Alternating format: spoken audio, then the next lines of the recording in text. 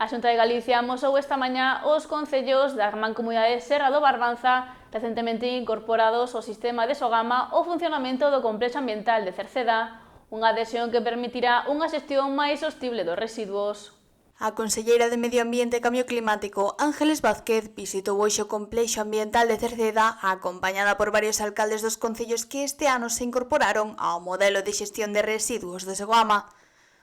O obxectivo da visita foi coñecer de primeira man a eficiencia das instalacións e os procesos que se desenvolven nelas. Esta é unha moi boa nova, non só para a Mancomunidade, que por suposto, sino para todo Galicia.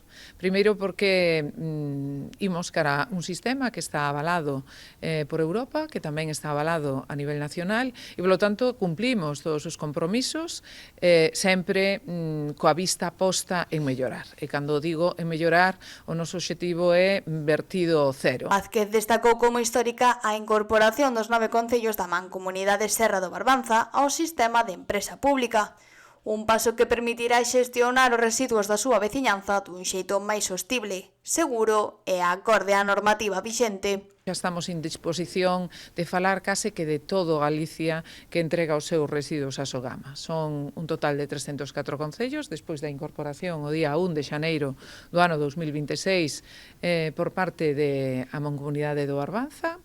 E iso supuxo unhas 2.000 toneladas. Con estas adhesións, Sogama xestiona xa os residuos domésticos de 304 dos 313 concellos galegos, dando servizo a máis de 2,3 millóns de habitantes.